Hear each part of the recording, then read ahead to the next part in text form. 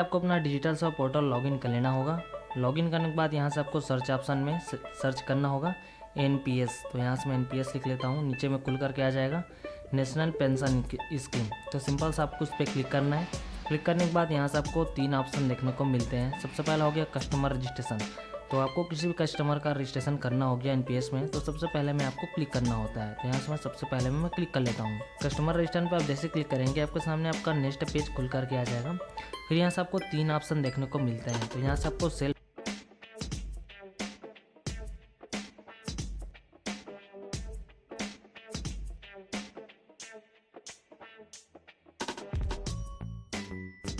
Submit पे आप जैसे क्लिक करेंगे आपके सामने फिर से आपका नेक्स्ट पेज खुल करके आ जाएगा।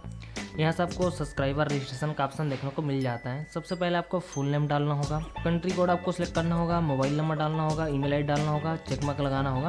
फिर आपको सिंपल सा कंटिन्यू पे क्लिक करना होगा। कंटिन्यू पे आप जैसे क्लिक करेंगे आपके रजिस्टर मोबाइल नंबर पे एक OTP सेंड कर दिया जाएगा।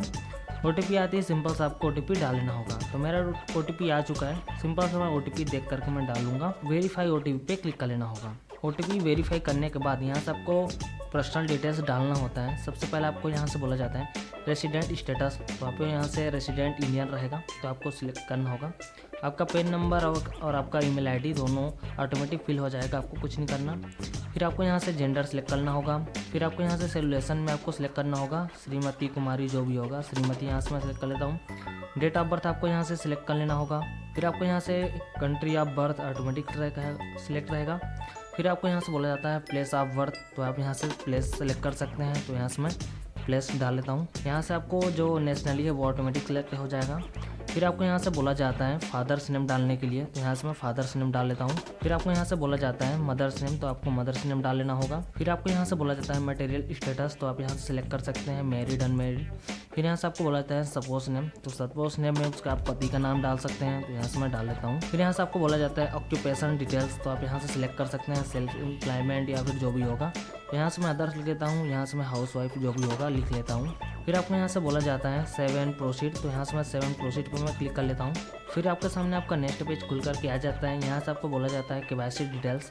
तो यहाँ से आपको 2 ऑप्शन देखने को मिल जाते हैं। सबसे पहला हो गया ऑनलाइन आधार, दूसरा हो गया परमानेंट अकाउंट नंबर, मतलब पैन कार्ड नंबर। तो यहाँ से आप दोनों में कोई सा भी एक सिलेक्ट कर सकते हैं। तो यहाँ से मैं पैन कार्ड नंबर पर मैं क्लिक कर लेता हूँ। तो यहाँ से आपको सिंपल सा ओके पे क्लिक कर लेना होगा। लाइन 1 में आप डाल सकते हैं। तो यहाँ से मैं अपना जो एड्रेस है उसे आपको डालना होता है। तो यहाँ से मैं डाल लेता हूँ। पिन कोड आपको डालना होगा। फिर आपको यहाँ से डिस्ट्रिक्ट ऑटोमेटिक सिलेक्ट रहेगा।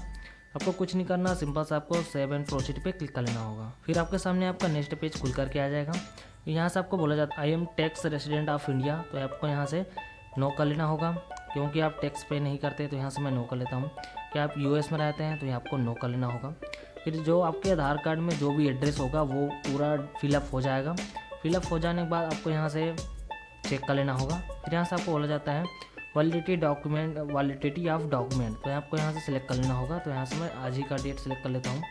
फिर आपको सिंपल सा सेव एंड प्रोसीड पे क्लिक कर लेना होगा। फिर आपको यहाँ से बोला जाता है सिलेक्ट अकाउंट टाइप। तो यहाँ से मैं सिलेक्ट कर लेता हूँ। फिर सिंपल सा मैं सेव एंड प्रोसीड पे मैं क्लिक कर लेता हूँ। सबसे पहले आपको बोला जाता है IFSC कोड। तो आपको IFSC कोड आप डाल लेंगे। तो यहाँ से मैं IFSC कोड डाल लेता हूँ।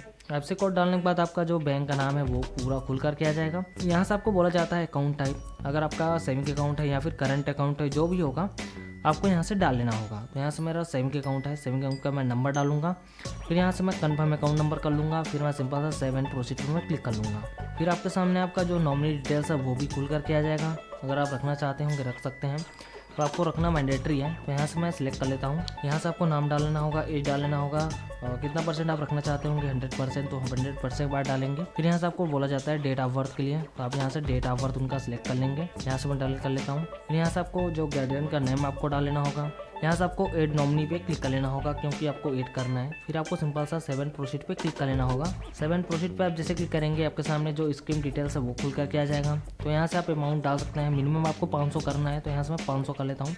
पेंशन फंड में आप सिलेक्ट कर सकते हैं, जैसे आदित्य बिरला हो गया, कुछ भी यहाँ से दिया गया है आप यहाँ से सिलेक्ट कर सकते हैं। तो यहाँ से मैं कर लेता हूँ SBI का कर लेता हूँ मैं।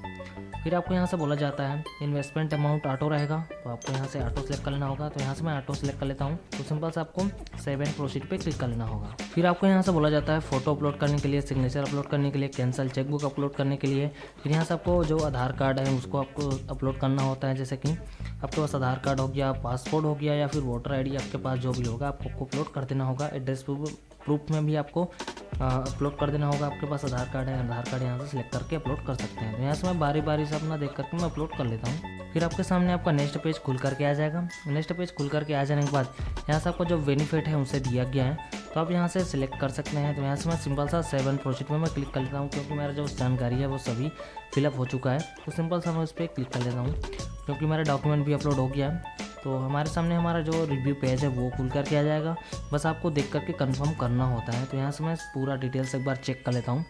चेक करने के बाद नीचे में आपको कंफर्म ऑप्शन मिल जाता है। सिंपल से आपको कंफर्म पे क्लिक कर लेना होगा। कंफर्म पे आप जैसे क्लिक करेंगे आपके ईमेल ID में एक OTP सेंड कर दिया जाएगा। OTP आते ही सिंपल से आपको OTP डाल लेना होगा। तो यहाँ से मेरे ईमेल ID में OTP आ चुका है। मैं OTP देख करके डाल करके सिंपल सा मैं सबमिट पे मैं क्लिक कर लेता हूँ। सबमिट पे हम जैसे क्लिक करेंगे हमें CSC को 500 का पेमेंट करना होता है। तो सिंपल सा आपको सेव एंड प्रोसीड पे आपको क्लिक कर लेना होगा। आपको देखने को मिल जाता है आपको 176 रुपये का स्टैंड कमीशन आपको मिल जाता है। यहाँ से आपका जो पेमेंट होता है वो 500 का होता है, बट आपको 332 रुपये पेमेंट करना होता है, जो कि आपका 176 रुपये कमीशन होता है। तो आप किसी भी कैंडिडेट का NPS करके 176 रुपये का इंस्टेंट कमीशन ले सकते हैं। मैं आपको पेमेंट करके नहीं बताऊंगा, आपको पेमेंट कर देना होगा। मतलब आपको पासवर्ड डालना होगा। पासवर्ड डालने के बाद आपको वैलिडेट करना होगा। फिर आपको वॉलेट पिन डाल लेना होगा। वॉलेट पिन डालने के बाद फिर आपको वैलिडेट कर लेना होगा। वैलिडेट करने के बाद आपका जो NPS है वो कैंडिडेट का बन जाएगा। फिर आपका जो कार्ड रहेगा NPS कार्ड रहेगा वो डाक के माध्यम से आ जाएगा और 7 से 10 दिनों में। तो इस तरीके से आप डिजिटल स्वा पोर्टल से किसी भी कैंडिडेट का NPS कर सकते हैं, मतलब नेशनल पेंशन स्कीम आप कर सकते हैं।